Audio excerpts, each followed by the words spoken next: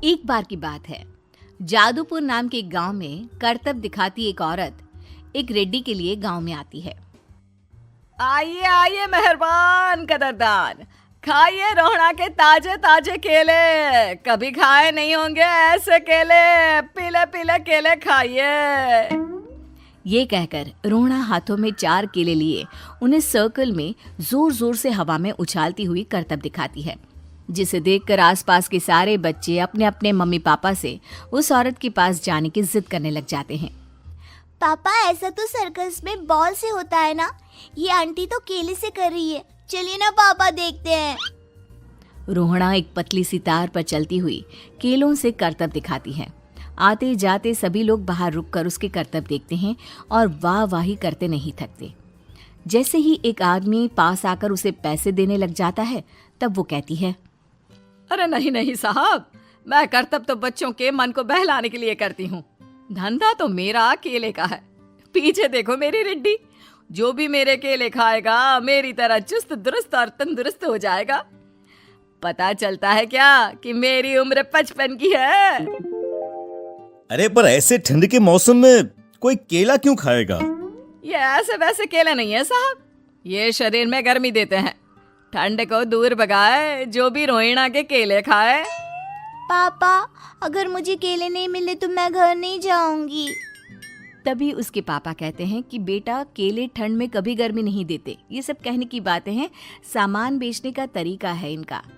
पर पिंकी नहीं मानती। मैं केले खाऊंगी। पिंकी की जिद के आगे नत्थू हार जाता है और उसे केले खरीद कर दे देता है। पिंकी खुश होकर केले घर ले आकर खाती है। अब मैं भी करतब करूंगी, कितना मजा आएगा। जादुई केले। पिंकी पहला केला खत्म भी नहीं करती कि वो बेहोश हो जाती है। दूसरे केले से एक काला धुआं आता है और रोहड़ा चुड़ैल बनकर बाहर निकल आती है। मेरे भूतिया केले बच्चे न खाए, ऐसा हो ही नहीं सकता। जादूपुर वालों, कब तक बचोगे? आ गई हूं मैं रोहड़ा, जिसका कोई नहीं कर सकता सामना। रोहड़ा पिंकी को गोद में उठाकर काले धुएं में कहीं गायब हो जाती है। शाम के वक्त नत्थू घर लौटता है और पिंकी को घर में ना पाकर उसकी माँ से कहता है, माँ पिंकी कहाँ है? अरे बेटा, उसे तो तू सुबह करतब दिखाने ले गया था ना, फिर कहाँ वापस आए तुम दोनों? मुझे लगा तू उसे अपने साथ मंडी ले गया होगा। हे भगवान, मेरी बच्ची कहाँ गई? मैं उसे घर ही तो छोड़कर गया था माँ। नत्थू गांव के घर कोने में अपनी बेटी को ढूंढता है, पर उसे वो कहीं नहीं मिलती। परेशान होकर आखिर रो रो कर नत्थू हिम्मत हार कर घर लौट आता है। अगली सुबह रोहड़ा फिर से करतब दिखाने आती है और इस बार पिंकी की तरह रोनी केले खरीद लेता है।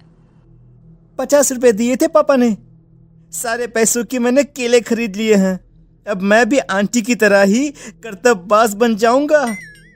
यही सोचते हुए रोनी केले खाता है और पहला अकेला केला आधा खत्म भी नहीं करता कि चुड़ैल उसके सामने आ जाती है। मेरे साथ चलने का समय आ गया है रोनी।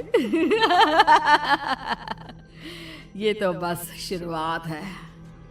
अब इस गांव के सारे बच्चे धीरे धीरे मेरे कब्जे में होंगे, एक बच्चा भी नहीं बचेगा। ये कहकर रोना रोनी को गोद में लेकर काले धुएं में अदृश्य हो जाती है। इसके बाद हर रोज गांव में से कोई ना कोई बच्चा गायब होता, पर ऐसा क्यों हो रहा है किसी को भी समझ में नहीं आ पा रहा था। रोज की तरह अपनी बेटी पिंकी की तलाश में नत्थू गांव के एक तालाब के पास बैठा रो रहा था। कहाँ गई मेरी पिंकी? शकुंतला के जाने के बाद एक वही तो मेरा सहारा थी। अरे उसकी आत्मा कोस रही होगी मुझे कि मैं अपनी बच्ची को संभाल भी नहीं पाया। नत्थू ये कहता हुआ रो ही रहा था कि तभी तालाब में से उसे शकुंतला की आवाज सुनाई देती है। कहाँ थी तुम शकुंतला?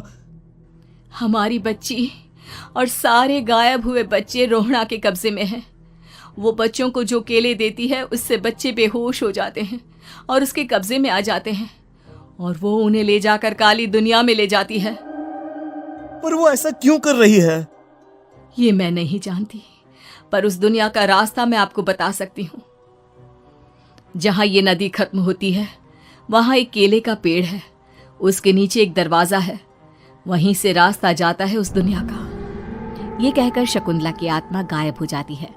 गांव के सभी लोग झुंड बनाकर उसी रास्ते से काली दुनिया में चले जाते हैं और वहां देखते हैं कि सारे बच्चे वहां काम कर रहे थे। पापा मुझे ले चलो यहाँ से। पापा पापा। सभी बच्चे अपने मम्मी पापा से लिपट जाते हैं। तो तुम लोग यहां तक आ गए?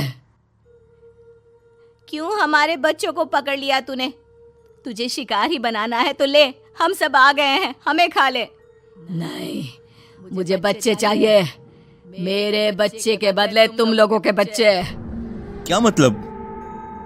मैं इसी गांव में रहने वाली एक औरत थी। केले की चोरी के इल्जाम में मेरे बेटे को गांव वालों ने इतना मारा कि वो मर गया।